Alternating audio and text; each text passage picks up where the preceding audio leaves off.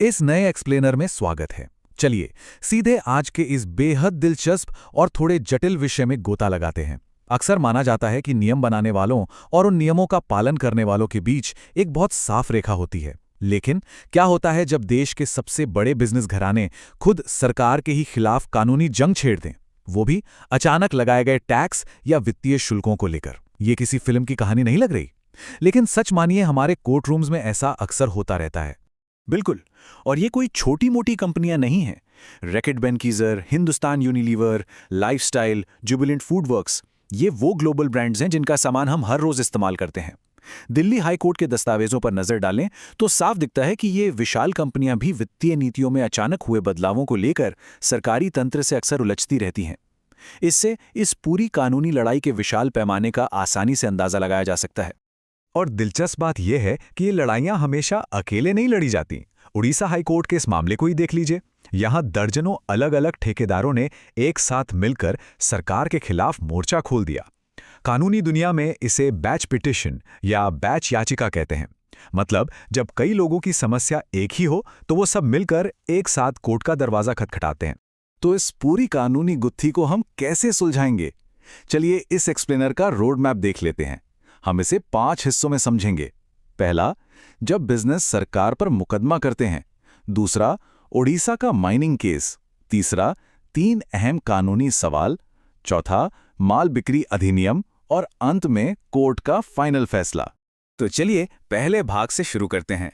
आखिर वो क्या चिंगारी होती है जो बिजनेस और सरकार के बीच इस तरह की कानूनी आग लगा देती है? अगर हम इस पूरे मामले की जड़ में जाएं तो एक ही बुनियादी तनाव नजर आता है।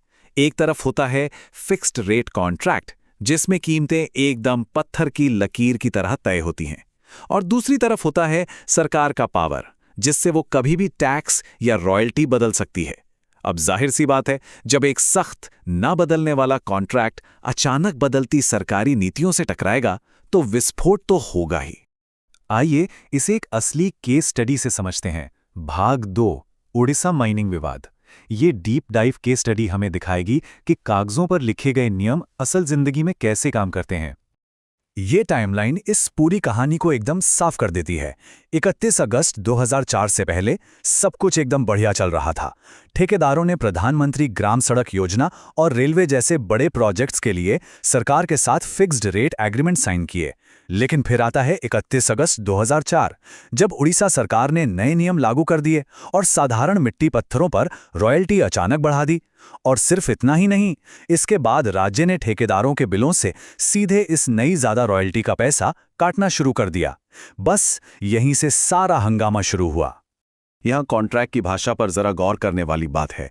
क्लॉज 13.3 और 13.4 में साफ साफ लिखा है कि ठेकेदार ने जो दरें दी हैं वो कॉन्ट्रैक्ट की पूरी अवधि के लिए फिक्स रहेंगी। मतलब उनमें कोई बदलाव या एडजस्टमेंट नहीं होगा।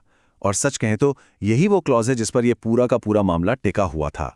अब देखिए, यहां दोनों पक्षों के पास अपने अपने दमदार तर्क थे। उड़ीसा राज्य का कहना था, भाई ठेकेदारों ने खुद फिक्स्ड रेट साइन किया है तो अब उनका नफा या नुकसान देखना सरकार का सिरदर्द नहीं है। वहीं ठेकेदारों का तर्क भी अपनी जगह बिल्कुल सही था। उनका कहना था कि हमने तो पुरानी कम दरों के हिसाब से बजट बनाया था, अब अचानक नियम बदलने का ये भारी भरकम खर्च हम क्यों उठाएं? और जब मामला हाईकोर्ट पहुंचा तो जजों के सामने ये एक बहुत ही उलझी हुई स्थिति थी। भाग 3 महत्वपूर्ण कानूनी सवाल। इस पूरी उलझन को सुलझाने के लिए कोर्ट ने इस पूरे विवाद को 3 बहुत ही सीधे सवालों में बांट दिया। कोर्ट के दस्तावेज के पेज नंबर 11 के हिसाब से ये वो 3 मुख्य बाधाएं थीं। पहला सवाल, क्या वो नए 2004 के नियम उन पुराने कॉन्ट्रैक्ट्स पर भी लागू होंगे जो नियमों के आने से पहले साइन हुए थे? दूसरा सवाल, इस अचानक बढ़ी हुई रॉयल्टी का खर्च असल में किसकी जेब से जाएगा? और तीसरा, क्या सरकार के पास ये कानूनी अधिकार है कि वो ठेकेदारों के बिल से सीधे पैसे काट ले, वो भी बिना ये चेक किए कि ठेकेदार ने रॉयल्टी चुकाई है या नहीं? पहले सवाल पर कोर्ट का जवाब एकदम स्पष्ट था, हाँ।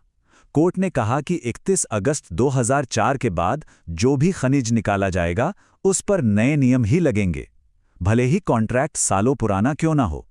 कानून जिस दिन से लागू हुआ उसके बाद के हर काम पर उसका असर तो पड़ेगा ही।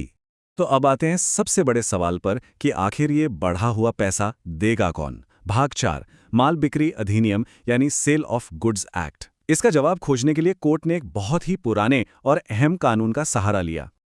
और यही एंट्री होती है 1930s के सेल ऑफ गुड्स एक्ट की। इसका सेक्शन 64A इस पूरे विवाद को सुलझाने का एक असली मास्टर स्ट्रोक साबित हुआ। आइए समझते हैं क्यों।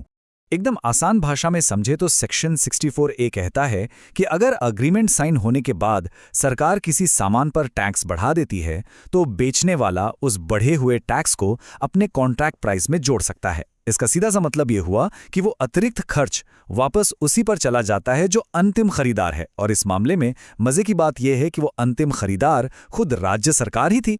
तो चलिए अब इस पूरी चर्चा के चरम पर पहुंचते हैं। भाग 5, कोर्ट का अंतिम फैसला। देखते हैं कि इन सब कानूनी दांवपेच के बाद कोर्ट ने फाइनल क्या कहा। खर्च को लेकर कोर्ट का फैसला ठेकेदारों के पक्ष में रहा। सेक्शन 64A की बदौलत राज्य सरकार का वो तर्क खारिज कर दिया गया कि नुकसान ठेकेदारों का है। कोर्ट ने बिल्कुल साफ कर दिया कि ठेकेदार इस बढ़ी हुई रॉयल्टी की भरपाई मांगने के पूरे हकदार हैं और ये एक्स्ट्रा खर्च अंततः राज्य सरकार को ही उठाना पड़ेगा। तीसरे सवाल का जवाब भी ठेकेदारों के लिए एक बड़ी राहत लेकर आया। कोर्ट ने स्पष्ट किया कि सरकार के पास ऐसा कोई कानूनी अधिकार नहीं है जिससे वो ठेकेदारों के रनिंग बिलों से सीधे रॉयल्टी काट लें। ये कटौती बिना किसी कानूनी आधार के की जा रही थी। लेकिन एक सेकंड रुकिए, कहानी में एक बड़ा ट्विस्ट है।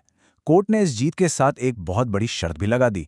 ठेकेदार अपने बिल तो बढ़ा सकते हैं, लेकिन उन्हें सरकार से ये पैसा तभी वापस मिलेगा जब वो ये साबित कर सकें कि उन्होंने सच में वो बढ़ी हुई रॉयल्टी जमा की है। सीधी सी बात है, कोई रसीद नहीं तो कोई रीइंबर्समेंट नहीं। कोर्ट ने यह सुनिश्चित किया कि कोई भी बिना वजह मुनाफा ना कमाए, जिसे कानून की भाषा में अनजस्ट एनरिचमेंट कहते हैं। तो इस पूरे एक्सप्लेनर से हमें क्या समझ आता है? सोचने वाली बात यह है कि एक ऐसी दुनिया में जहां सरकारी नियम रातों रात बदल सकते हैं, वहां एक फिक्स्ड रेट कॉन्ट्रैक्ट आखिर कितना पक्का होता है? एक तरफ बिजनेस के सख्त अग्रीमेंट है और दूसरी तरफ सरकार की वो ताकत जिससे नियम कभी भी पलट सकते हैं। क्या वाकई कोई कॉन्ट्रैक्ट पूरी तरह से बुलेट प्रूफ हो सकता है? ये एक ऐसा सवाल है जो हम सबको सोचने पर मजबूर करता है। इसी विचार के साथ हमारा आज का यह एक्सप्लेनर यहीं